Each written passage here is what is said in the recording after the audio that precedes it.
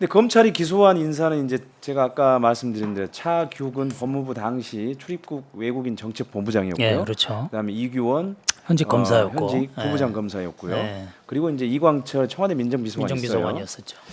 근데 이제 여기서 가장 이제 주목되는 사람은 이광철 비서관인데, 그렇죠. 이광철 비서관은 예. 이제 조국 민정수석과 함께 문재인 정부 검찰 개혁을 이제 굉장히 그렇죠. 적극적으로 추진해 온 예, 핵심 예, 인사였단 예, 말이죠. 핵심이었죠. 그러니까 그러면 검찰의 수사 타깃이 바로 불법 출금의 수사 타깃이 이광철 비서관이었을까요?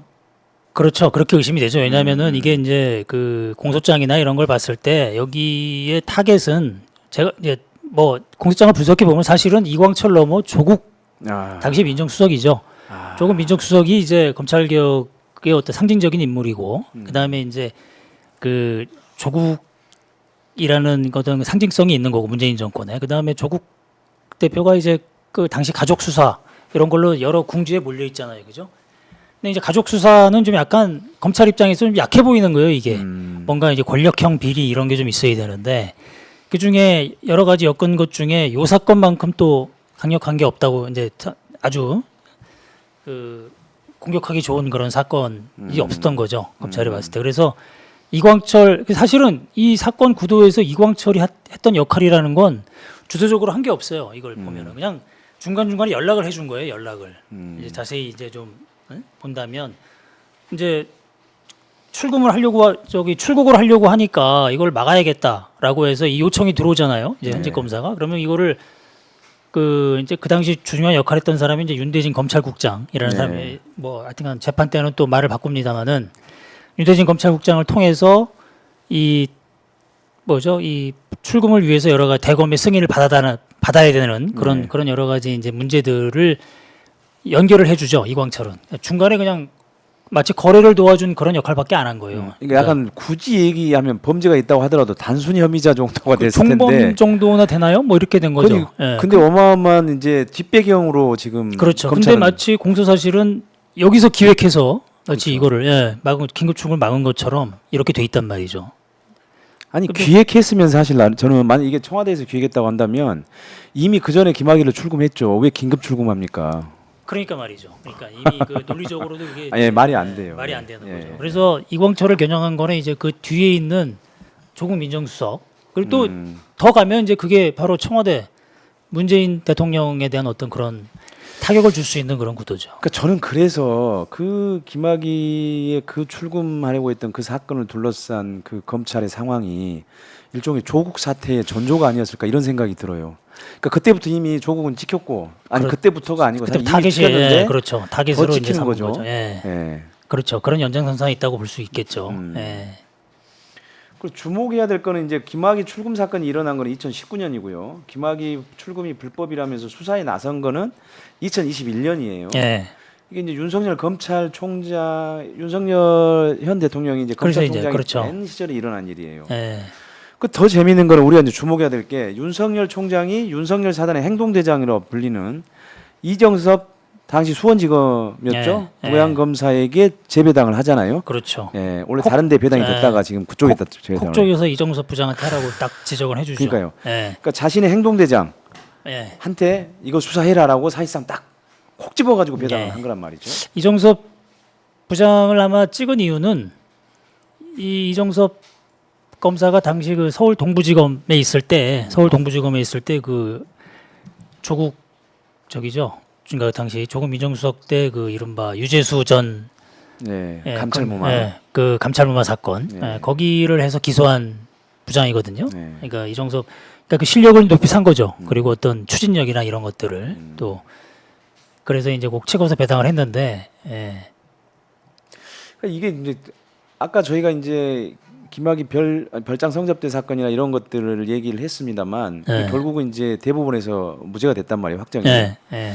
근데 그 빌미를 제공한 게 바로 이 이정섭 부장검사예요.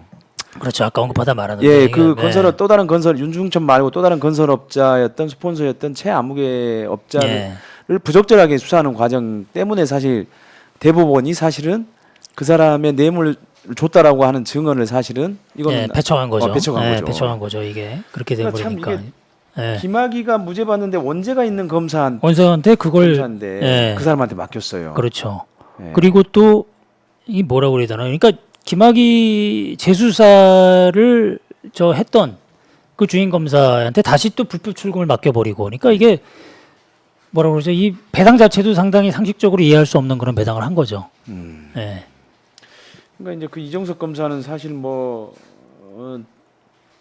얼마 전에 뭐 그런 의혹들이 있었습니다만 천암의 마약 수사 무마, 현직 검사들에 대한 골프장 무상 제공, 가사 도우미, 사기업 직원 등에 대한 범죄 기록, 사적 조회, 뭐 또 가족의 위장 전입 의혹 뭐 이런 것들이 막 쏟아졌던 검사고 지금 탄핵 것 때문에 지금 예. 탄핵 심판 받고 예, 있죠. 받고 있죠. 예. 이른바 저기 천암댁이라고 하죠. 이종섭 천암댁이라고 그렇죠. 지금 조국혁신당 대변인 하고 계시나요? 예. 강미정 씨, 강미정 맞죠? 아나운서. 아나운서. 거기에 용기 있게 이제 얘기를 해서 이게 드러났는데, 그러니까 이 문제적 인물들이죠. 여기 이 사건에 관련된 사람들이 다 문제적 인물들이. 그래 그 사건을 배당을 한 사람도 문제적 인물이고 문제적 그 사건을 거고, 재배당 받아서 수사를 한 사람도 문제적 인물이네요. 예. 예. 근데 김학의 긴급 출금이 불법이라는데 이게 이 주장은 좀 맞습니까? 이거를 그러니까 이게 지금 이제 1심에서 이제 다 무죄가 났습니다. 예, 이게 이제 무죄가 뭐였냐면 났죠. 근데 1심 재판에 그 재판부가 판단한 게 뭐였냐면 물원적으로 봤을 때 당시 김학의를 막은 거는 이 이른바 긴급 출금 제도를 어긴 건 맞다. 물원적으로 봤을 때. 예, 아까 말씀드린 대로 이제 정식으로 입건된 피의자, 그다음에 아까 말씀드린 그런 것들이 중죄가 예상되는, 그러니까 그 중형이 예상되는 그런 걸로 볼 수는 없다. 그러나 당시 그거는 당시 나중에 결과적으로 봤을 때 그런 거고, 당시 상황으로 봤을 때는 그 재수사가 예정된 그런 피의자가 해외로 나갈 수도 있는 그런 상황에서 이 조치를 취한 거를 그 직권남용이라고 해서 처리할 수 없다. 그러니까 그거를 그 직권남용의 죄를 저질렀다고 볼 수 없다. 이런 이제 판결이었죠. 그러니까 어떻게 보면은 100% 이렇게 완벽하게 무죄로 볼 수 있는, 그러니까 피고인 입장에서는 이른바 거기서는 약간 좀 아쉬움이 남는 그런 판결이었죠. 근데 이게 지금 어떤 문제가 남냐면 이 긴급 출금 제도가 사실 이게 도입되는 과정을 보면 이게 이거를 무슨 마치 이제 긴급 체포처럼 긴급 체포라는 긴급 체포하고는 다릅니다. 예, 다릅니다. 이거 예. 훨씬. 긴급이란 말만 들어가서 예, 그렇죠. 지금 헷갈리는데 예. 그런 것처럼 엄격하게 만든 그런 제도가 아니고 긴급 출금이라는 건 원래 출국 금지 제도를 영장주의로 한번 해보자라는 게 옛날에 이제 그 이른바 그 민주당 주도의 의원 그때가 언제였습니까? 노무현 정권 때였나요? 하여튼간 근데 12년도 도입은 12년도 그렇죠. 됐습니다. 12년도 정식 했는데, 도입되는 그렇죠. 거는. 그 논의는 이제 그렇게 진행된 거죠. 예, 근데 예, 예. 출국 금지를 영장을 받아서 하게 되면 만약에 긴급하게 도망할 그런 사람들이 있을 경우에는 이거를 막을 수가 없다. 그러니 이제 수사기관, 경찰이나 검찰에서 이제 그거에 대해서 그 부당함을 얘기를 한 거죠. 그때 법사위 논의하는 과정에서. 그래서 그 당시에 이제 그 입법을 하는 과정에서 그럼 이 제도를 만들되 출국 금지를 영장주의로 할 수는 없으니까 그 지금의 그 출국 금지 제도는 유지하되 그러면 긴급하게 그 출국할 수 있는 사람 막을 수 있는 장치를 마련하자라고 해서 이제 마련한 거거든요.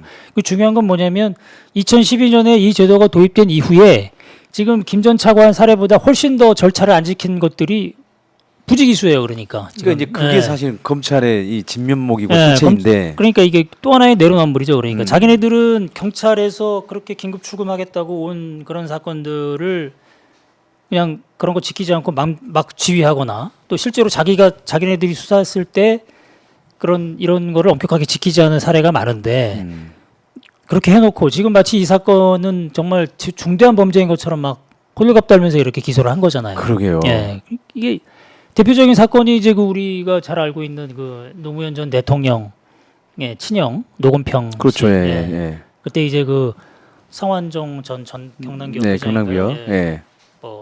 예. 돌아가셨습니다마는 이제 그 사건이 터졌을 때 그때 이제 검찰이 그 성완종 리스트 수사를 하면서 이제 성완종 씨가 이제 사면을 받기 위해서 위해서, 로비를 했다. 로비를 했다. 그 로비 대상 중에 하나가 이제 노건평. 예. 뭐 이런 식으로 이제 해서 수사를 하면서 이때 노건평 씨에 대해서 긴급 출금을 걸죠. 근데 그 당시에 노건평 씨는 피의자도 아니었고 참고인 신분이었어요. 심지어 또 공소시효까지 다 지난 거였어요, 이게. 하하. 근데 그렇게 한 상태에서 그걸 아무 문제 없이 그러니까 표현이 어렵습니다만 긴급 출금을 해놓고 예.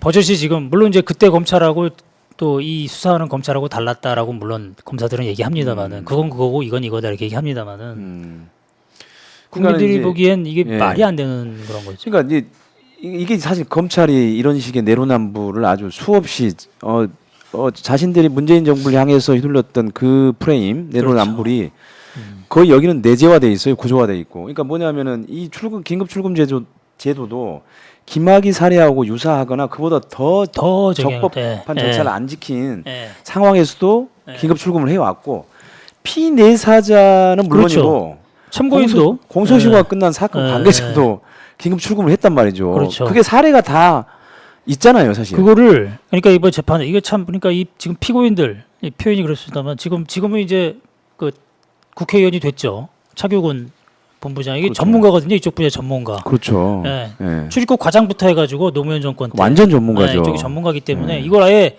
긴급 출금 사례를 전수조사를 한 거예요, 자기가 일일이 찾아가지고 해보니 이렇다라고 이제 재판 이미 검찰 수사 단계에서 제시를 했고요. 니네 수사할 때 이렇게 해놓고 왜 우리한테 이러냐. 이렇게. 그때 사실은 불기소를 했어야 되는데. 그렇죠. 그러면 그걸 보면은 제대로 된 검사라면 그걸 보고 이거 좀 아닌 것 같다라고 해서 이제 했어야 되는데 그건 그거는 그거고 우리는 이 사건 보고 갑니다라고 해서 이제 구속영장까지 치고 그거 기각되니까 또 그 기소까지 하고 이제 이렇게 괴롭힌 거예요. 지금. 요즘. 그리고 만약에 진짜로 그때 이제 출금을 했을 때 문제가 됐더라면 보통의 절차는 이게 문제가 있어? 그래서 이규권 검사가 잘못했어? 차규근 본부장 잘못했어? 그럼 보통 감찰을 의뢰해서 감찰을 그렇죠. 받게 하잖아요. 네, 원래는 그래서 이제 징계나 이렇게 했으면 그렇죠, 그렇죠. 끝날면은 맞는 사안인데 이거를 마치 무슨 정말 뭐라 표현이 그랬으면 무슨 큰 중죄를 뭐라 그럽니까? 그런 그러니까 범죄를 평범한 민간인을 긴급 출금한 것처럼 돼 있어요 지금.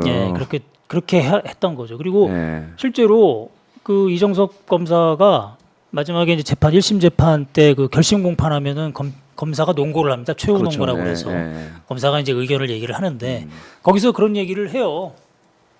도대체 김학의 전 차관이 이 무고한 시민인데 당시에 무슨 범죄를 저지른 것도 아닌데 이렇게 이거를 한국판 미란다 사건이라고 비유하는 그거 자체 동의할 수 없다. 미란다 원칙 주인공인 미란다 파렴치범이잖아요 사실 미란다가 미국. 근데 미란다 사건이라고 비유하는 거에 동의할 수 없다 그러면서 그렇게 버젓이 얘기를 합니다. 그럴 정도로 참 검찰이 이런 좀 약간의 보면 좀 뻔뻔한 거죠. 그러니까. 근데 저는 아직도 이해할 수 없는 게 그 전에 박근혜 정부의 1차, 2차 그 별장 성접 때 수사도 무혐의 처분하고 그다음 이 사건에서도 김학의를 그런 식으로 이 사람이 무슨 중죄를 저지른 범죄자냐고 해서 그렇게 긴급 출금을 하느냐라고 이렇게 감싸고 있는데 이 검찰이 김학의를 이토록 감싸는 이유가 뭘까요, 도대체?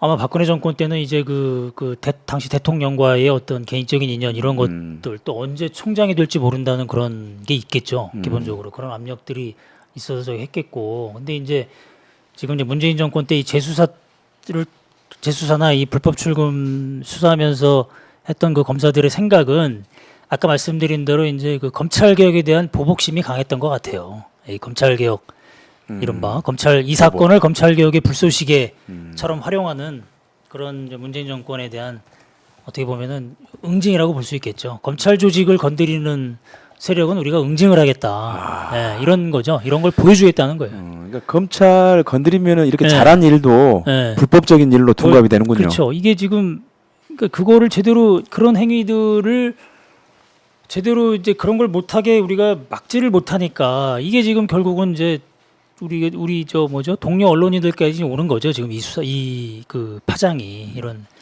그리고 제가 보니까는 조사를 해보니까는 책에도 그 얘기가 나와 있습니다만 김학의의 경우에는 휴대전화 압수수색도 안 했고 계좌 추적도 하지 않았어요. 네, 다 막았죠. 그런데 이게 사실은 가장 중요한 사실 강제 수사 유형이란 말이죠. 방법이란 말이죠. 그러니까 지금 보면은 이재명 대표에 대한 압수수색은 그 민주당에서 집계하기로는 수백 회가 되고요. 그렇죠.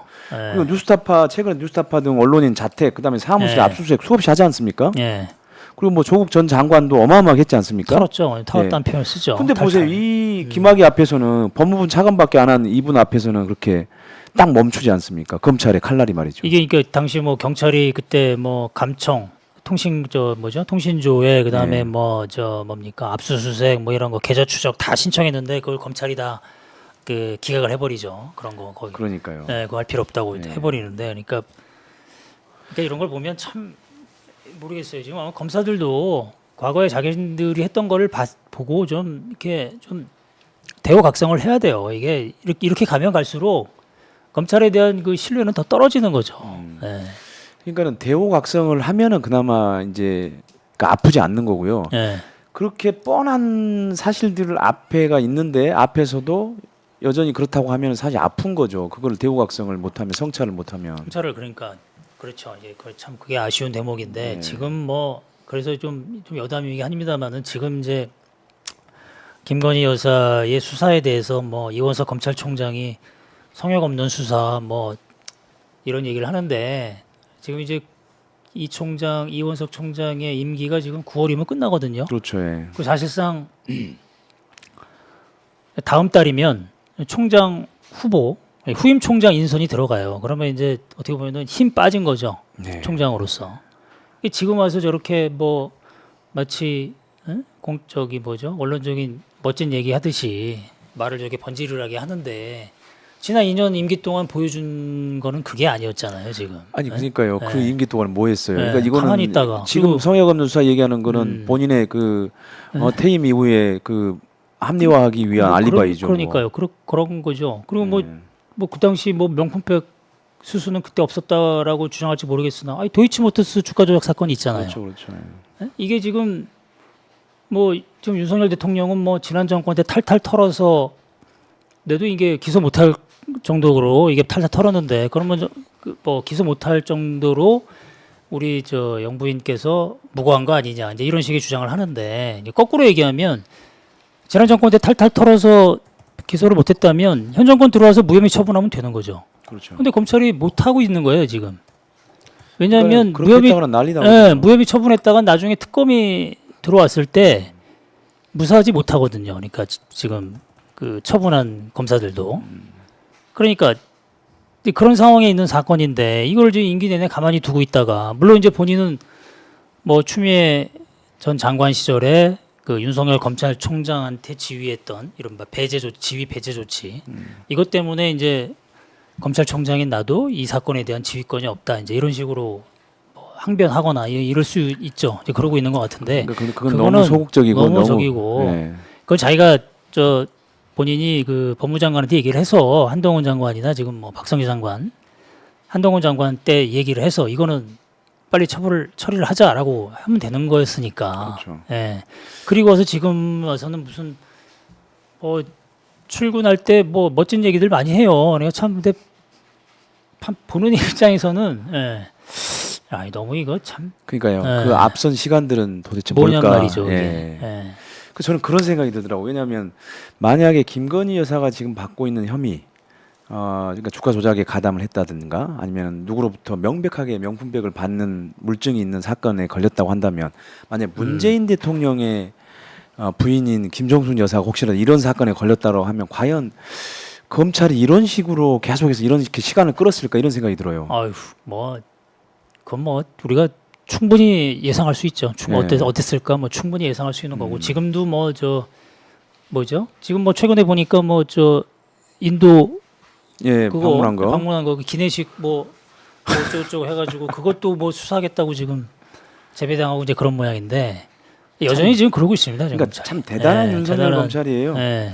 게다가 이번에 그 김학의 긴급 출근 관련돼 가지고 검찰 고위 간부들이 여기에 연루가 돼 있는데 근데 그렇죠. 이들은 당시 이 사람들은 기소 대상에서 아예 빠졌어요. 그러니까 수사를 아예 안 한 거죠. 그러니까 세상에. 이게 그 당시 이제 그 사건으로 돌아가 보면 2019년 3월 22일 날 그거를 그 김 전 차관이 이제 출국하려는다고 한다는 얘기를 듣고 이걸 긴급 출금해야겠다라는 그런 법무부 출입과 차규근 본부장이 이제 그런 판단을 내리죠. 그래서 이걸 어떻게 해야 되느냐 했을 때 이제 과거사 진상조사단에 파견가 있던 이규원 검사한테 검사니까 수사기관이 검사는 수사기관이니까 출금 요청하면 될 수 있다 이렇게 했더니 그때 이규원 검사가 얘기를 합니다.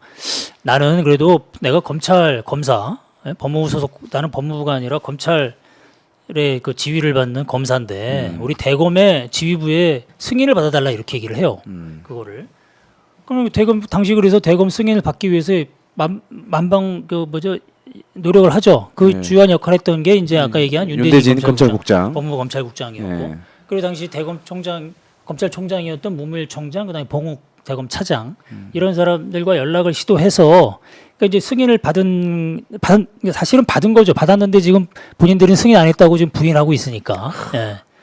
그러면 그것도 기가 막히네. 예. 그 과정에 그럼 당시 수사팀은 그러면 이 당시 그 검찰 수뇌부가 대검의 그 수뇌부가 이게 승인을 했는지 정황들을 보면은 승인했다는 그런 문자도 나오고 승인한 것처럼 보이는 문자들도 있고 나중에 이제 여러 기록들을 보면은 그 마치 제대로 개통을 밟아서 한 것처럼 돼 있으니까 그러면 당시 검찰 고위 간부들을 불러다가 조사를 해야 되는데 그죠? 통화 조회도 안 하고 통화 기록 이거 조회도 안 하고 그다음에 뭐 압수수색도 안 하고 예, 아예 기소도 아예 안 해버리고 이 지금 세 사람만 이제 기소를 한 거죠. 그러니까 이거 그러니까 그 고위 간부들이 사실상 김학의 긴급 출금을 승인해 준 거잖아요, 사실. 그렇죠. 예. 예, 지금 여러 가지 정황들을 봤을 때는 그걸 1심 판결문을 보면요, 그 재판부도 사실상 대검에서 승인한 그런 걸로 인식하는 대목들이 있어요. 그러니까 예. 출금 직후에 그리고 내부에서 어쨌든 어떤 조치도 뭐 감찰이라든지 어떤 조치도 없었던 거 보면 그렇죠. 더군다나 예. 검찰에서는 법무부에서는 이게 문제가 없다. 사후에 아무런 감찰이나 이런 거 없던 거 보면은 그러니까요. 정식을 밟아서 제대로 한 거라고 이제 그렇게 본 거였죠 그때. 그래서 어쨌든 이제 검찰이 이렇게 의욕적으로 2021년에 수사를 시작한 이 김학의 긴급 출금이 불법이다, 민간인 사찰이다 이런 사건은 1심에서 세 사람 모두 무죄가 선고됐습니다. 예. 판사는 직권남용이라고 할 수 없고 직권남용 권리 행사 방해로 처벌할 수가 없어서 직권남용에 대한 공소사실은 검찰의 공소사실은 모두 무죄 예, 이렇게 그렇게 판결을 예. 했습니다. 그러면 검찰이 1심에서 거의 완패한 건데 이 완패한 이유가 뭘까요? 애초에 이 공소사실 자체가 이제 무리한 거죠. 그러니까 이게 그렇죠. 무리한 거고, 네. 그러니까 이게 아까 말씀드린 대로 이 대검 수뇌부에 그러니까 뭐 본인들은 안 했다고 주장하지만 이 출금이 이루어지는 과정을 봤을 때 대검의 그 암묵적인 승인이 있었다라는 그런 전제로 봐야 된다라는 게 판결문 재판부의 판단이거든요. 그때. 그러니까 이걸 봤을 때 검찰이 그러면 만약에 이 세 사람의 그 유죄를 입증하려면 당시 그 검찰 수뇌부가 그 승인하지 않았다는 걸 이런 걸 입증을 해야 되는데 거기에 대한 조사가 없기 때문에 그 공소사실 자체가 흔들려 버리는 거죠. 그러니까 그래서 그 또 하나 결정적인 건 이제 아까 말씀드렸듯이 네. 6일 뒤에 출범하는 그런 그 뭐죠 특별수사 네. 재수사 그리고 재수사에서 또 기소를 했잖아요. 기소를 그렇죠. 해서 나중에 최종적으로 무죄가 됐습니다만은 그런 문제로 무죄가 됐습니다만은 사실은 그 내용적으로는 유죄가 된 거니까. 그래서 그런 걸 봤을 때는 이 출국을 막은 것 자체를 직권남용으로 처벌할 수 없다 이렇게 판결을 한 거죠. 근데 지금 이제 항소심이 진행 중인데 이제 이 사건 말고 이 사건과 또 하나 쌍둥이 사건처럼 돼 있는 게 이제 그 이른바 이성윤 예. 지금 저 민주당 의원이 되셨는데 예. 당시 이성윤 반부패 부장의 어떤 이 수사 그러니까 불법 출금 외압.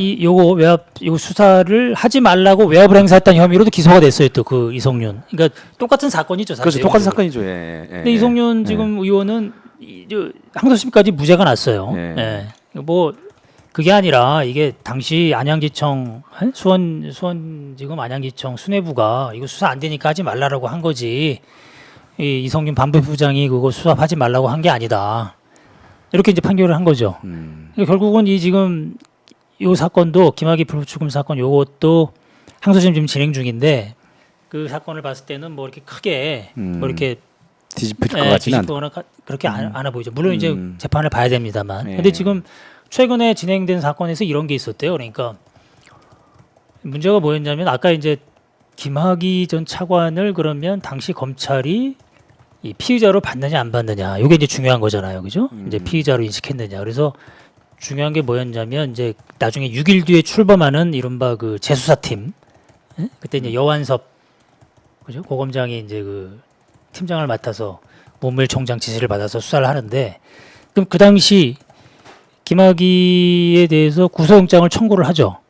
그럼 구속영장을 청구를 할 때 뇌물 혐의로 청구할 때 뭘 제출하냐면 항상 검찰은 이제 의견서를 써요. 의견서 왜 이 우리가 이 구속을 필요로 하는지 왜 그렇죠. 이게 예. 왜 이 범죄가 중요한지 이게 이런 것들을 쓰는 의견서가 있는데 그래서 이쪽 피고인 쪽에서 그러면 당시 그 수사팀이 이 피의자 이거를 그 이 저 김학의 김윤 차관을 피의자로 보고 있었는지 이제 문제가 뭐냐면 공소시효 부분이 있기 때문에 공소시효가 남았다고 보고 있는 건지 아닌지 이런 걸 확인하기 위해서 그 의견서를 좀 그럼 제출해 달라 이렇게 했거든요. 네. 1심에서 그 의견서를 못 찾겠다. 이제 그런 거죠. 그 두 번째 또 하나의 문제 뭐냐면 이제 항소심에서 그러면 다시 이제 문제를 제기한 거예요. 이제 증인 신문하다가 당신이 그 얘기하니까 그러면 의견서를 제출해 달라고 했더니 그때 검찰 공소유지 나온 검사가 한 얘기가 저희도 의견서를 찾아봤습니다만 없고 당시 이제 그 법원에 제출한 의견서가 회수가 안 될 수도 있다. 법원이 그냥 갔다가 영장만 보내고 의견서를 갖고 있을 수 있다. 이제 이렇게 얘기를 한 거죠. 그러니까 재판부가 항소심 재판부가 이제 영장 전담을 했던 부장들이에요. 재판 판사들이니까 거기가 보기에 그건 말이 안 된다. 원래 법원이 영장하고 의견서를 받으면 다 돌려보낸다. 이렇게 얘기를 하니까 검사가 하는 얘기가 그러면 그 의견서를 그때 파기할 수도 있다. 파기됐을 수도 있다. 이렇게 얘기를 한 거예요. 그러니까 황당하잖아요. 그 일종의 공문서인데 네. 그거를 검사가 알아서 그거를 파기했다는 거. 그래서 이제 이 피고인 중에 하나 이규환 검사인가 이광철 이 한 얘기가 그랬다고 해요. 만약에 우리가 그랬다면 그렇게 파기했던 게 만약 우리였다면 그거 가지고 우리 공문서 파기라고 당연히 수사했을 거 탈원전 아니냐. 수사 때도 그랬지 않습니까? 그렇죠. 그런 거죠. 그게 말이 되느냐라고 해서 이제 그런 일이 있었다는데 그러니까 지금 이제 항소심까지 이제 쭉 질질 끌면서도 뭔가 검찰이 지금 이거를 공소유지 안 해도 되게 버거워하는 것 같아요. 지금 상황이. 애초에 논의 자체가 잘못 구성됐으니까. 예. 그러니까 뭐 1심 판결이 우리 이춘재 위원님이 보실 때도 뭐 완벽하지는 않다고 하더라도 제가 봤을 때는 그래도 그 정도면 그래도 꽤 합리적인 그렇죠. 합리적인 판결이라고 제가 예. 보이거든요. 예. 예. 그래서 아마 항소심도 그렇게 무슨 뚜렷한 어떤 새로운 증거가 나오진 않는 한은 어렵지 않을까 싶긴 합니다. 근데 이제 만약에 항소심 이렇게 놔도 또 검찰은 상고하겠죠. 뭐 대법원까지 갈 겁니다. 이 사건은. 징글징글합니다. 예. 검찰의 1심 패배를 보면서 저는 그런 생각이 들었어요. 이춘재 위원님은 책에서 이렇게 썼습니다. 국민을 위해 써야 할 검찰권을 그렇죠. 검찰 조직을 위해 사용했다. 이거거든요. 맞아요. 그러니까 이 검찰 개혁의 필요성을 그러니까요. 여실히 보여준 이런 사건이고 검찰이 그러니까 이 말씀하신 대로 이 정말 국민을 위해 써야 되는 건데 검찰권 이 수사와 기소를 독점하다시피 하고 있는데 이런 것들을 이제 검찰 조직을 위해서 쓴 거죠. 특히 이제 이른바 자기 조직의 수장 이제 지금 윤석열 대통령 이게 사실 이 수사가 막 불붙는 그런 시점이 뭐였냐면 이 추미애 당시 법무부 장관과 윤석열 총장이 되게 대립하던 갈등을 빚고 있던 때였어요. 그래서 검찰총장 징계 국면이었죠 그때. 맞아요. 판사 사찰 이런 문제들 때문에 징계를 했고 그 징계가 이제 가처분 신청이 받아들여지면서 복귀하고 막 이런 게 맞물리면서 그야말로 이 문재인 정권의 반격하기 위한 아주 좋은 이런 이유가 된 거죠 이 사건이. 그래서 거꾸로 얘기하면 이 수사야말로 진짜 이 사건이야말로 왜 검찰을 개혁해야 되는지 이런 걸 적나라하게 보여주는 사건이죠. 그러니까 사실 만약 이게 약간 좀 정상적이고 상식적인 선에서 이 사건이 처리가 됐다면 뭐 굳이 하자면 감찰을 했을 수 있겠죠. 그렇죠. 감찰을 나중에. 해서 이게 잘한 일이긴 하지만, 그러니까는 이제 범죄 혐의가 있는 사람의 그런 제도를 통해서 긴급 출금이나 제도를 통해서 막은 것까지는 굉장히 좋았으나 그래도 절차를 지키지 못한 점은 여러 가지로 국민들이 볼 때 그렇죠. 이해할 수가 없을 수 있으니 그 부분에 대해서는 뭐 예를 들어서 뭐 징계를 할 수는 있겠죠. 그렇죠. 근데 이거를 형사처벌하겠다고 그러니까 이렇게 사법 처리를 기소해서, 해가지고 사법 처리해서 그 당시에 이규원 검사는 검찰에서 무슨 얘기를 했냐면 막았을 때 그 윤대진 검찰국장이 그런 얘기를 했다고 해요. 이 이규원 검사가 이 검찰을 살린 거다. 그러니까요. 이거 이규원이 이거 안 막았으면 우리 다 옷 벗어야 된다. 이런 얘기를 그 안양지청에 있던 그 자기 동기한테 그런 얘기를 하죠. 왜 잠깐만 이 수사를 하려고 하니까 왜 이규원을 수사하려고 하느냐. 이게, 검찰을 살린 사람인데 이런 식으로 얘기를 한 겁니다. 그러니까 그 당시 검찰도 이 사건 수사가 얼마나 이 불법 출금으로 몰고 가는 것 자체가 얼마나 참 엉터리인지를 아마 그러니까 이규원 검사는 지금 그 건 때문에 아직도 지금 출금이에요. 그렇게 돼 있고 그리고 또 이규원 검사는 또 별건으로 하나 또 수사를 또 지금 재판이 진행 중이죠. 이른바 그 기획사정이라고 그래서 네. 윤중천 면담 보고서에 이제 그분의 이름을 썼다는 이유로 이걸 기획사정으로 여기서 해서 차마 그분 이름을 그러니까요. 참 얘기를 못해서야 될까 싶기는 합니다만 워낙 한겨레가 호되게 당한 기억이 있어서 그 아픈 기억은 우리가 좀 아픈 기억이 있어서 다시 또 그걸 해집기는 좀 뭐해서 제가 이름을 차마 얘기를 못하겠지만 어쨌든 간에 윤준천 면담 보고서에 그분의 이름이 있는 게 이규영 검사 때문이다 또 누구 어느 검사 때문이다 뭐 이런 얘기가 있었습니다. 그렇죠. 예, 그래서 이제 그거 이제, 문제 때문에 이제 그래서 이제 이규영 예. 검사는 별건으로 또 그 지금 재판을 받고 있고요. 참 그래서 괴롭히고 있는 거죠. 한번 응징을 하겠다. 우리 그러니까요. 조직에 또 우리 보스를 힘들게 하는 사람은 응징을 하겠다. 이제 이런 그리고 보여주는 것 같아요. 검찰의 괴롭히기는 그러니까 본인 당사자만 괴롭히면 되는데요. 사실 무수히 많은 주변 네. 사람들을 괴롭히기 때문에 더 사실은 그렇죠. 힘들어요. 예. 예. 그게 뭐 지금 뭐 진행되고 있는 여러 수사들이 지금 그렇게 가고 있지 않습니까? 지금 문재인 전 대통령 그죠? 그 딸 맞죠? 전 사위 관련 네. 그 수사도 지금 곽상현 그 현재 주변에 의원이죠. 모든 사람들을 다 수사하는 바람에 지금 참 뭐 제가 더 물어볼 게 있기는 하겠지만 시간이 저희가 좀 1시간 정도가 지나서 이제 마무리를 할 건데요. 제가 예. 이제 항상 검찰 관련해 가지고 출연하는 분들한테는 그 얘기를 물어보는데 사실 이 김학의 불법 출금 사건 검찰 수사와 관련돼 가지고 이렇게 1심에서도 무죄가 누가 보더라도 상식적인 이제 판결이 난 건데 그러니까 이런 정도가 되면은 검찰 내부에서 야 우리가 이런 것까지 기소하고 이래야 되겠느냐 이런 비판하고 또는 자성하는 목소리가 나와야 되는데 이게 전혀 없어요. 없어요. 예전에 노무현 대통령 그때 했던 뭐 여러 가지 뭐 검찰 개혁 관련해서 막 평검사 회의다 뭐다 해가지고 뭐 진짜 하루가 멀다 하고 막 이렇게 들고 일어났던 걸 보면 그 당시 검사들이 뭐 정의롭다고 뭐 해야 되나 뭐 그런 표현도 그렇습니다만 하여튼간 아니 그 당시 검사들이 지금 이제 대부분 다 떠났거나 아니면 지금 검찰 고위 간부들인데 지금 검사들은 그런 걸 전혀 기대할 수 없는 그런 문화인 것 같아요. 그런 거 보면 참 안타까운데, 그러니까 이제 아까 제가 말씀드렸듯이 이제 이런 상태로 계속 가는 거는 사실 잘할 겁니다. 검사들도 우리가 이렇게 가다가는 정말 완전히 그 국민의 신뢰를 잃게 된다. 이렇게 되면 존립 자체가 이제 어려워지는 그런 상황이 올 수 있는 거죠. 그럼 뭐 신성식 전 대검 반부패부장이 저희 여기 출연해서 이제 제가 똑같은 질문을 했습니다만 그때 나온 대답이 뭐냐면 검사들이 비겁해졌다 이렇게 얘기하시더라고요. 그러니까 뭐 공적 개념이라든가 뭐라 그러죠? 공인으로서의 어떤 그런 것들이 좀 의식들이 철저하지는 않은 것 같아요. 모르겠습니다. 또 내부적으로는 또 뭐 여러 가지 또 생각들을 하는 검사들이 물론 많이 있겠습니다만 과거의 그런 선배 검사들과 비교해 봤을 때는 좀 큰 차이가 나는 것 같습니다. 아니 최근에 또 검찰 고위직 인사도 사실 누가 봐도 좀 부당한 고위직 인사가 있었지 않습니까? 그렇죠. 근데 게시판에 별로 조용하던데요? 올라온 글이 없다는 야, 거죠 지금. 참, 뭐 안 알려진 건 아닌 것 같은데.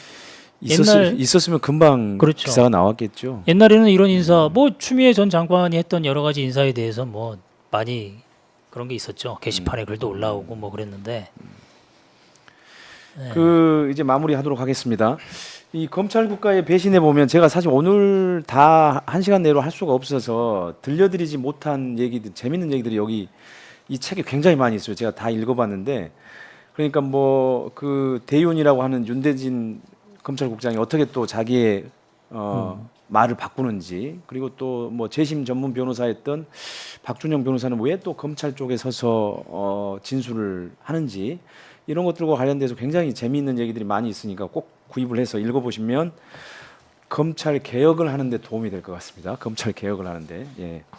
검찰이 이렇게 윤석열 검찰총장 체제 아래에서 문재인 정권과 가까운 인사들을 수사한 것을 살권수, 살아있는 권력 수사라고 생각했을 것입니다. 그래서 김학의 출금 사건을 김학의 불법 출금 사건, 민간인 사찰 사건으로 프레임을 바꿔서 수사를 정당화했고요. 이게 얼마나 어처구니가 없는 자가 당착인지를 검찰 국가의 배신이 잘 보여주고 있습니다. 설사 그 수사가 정당했다고 칩시다. 그러면 왜 김건희 여사 도이치모터스 주가 조작 사건이나 명품백 수수 사건은 왜 제대로 수사를 하지 않는 겁니까? 왜 윤석열 대통령 체제 아래에서는 살권수가 작동하지 않는 것입니까? 검찰은 스스로 가슴에 손을 얹고 곰곰이 생각해 보시기 바랍니다. 오늘은 여기까지 하겠습니다. 고맙습니다.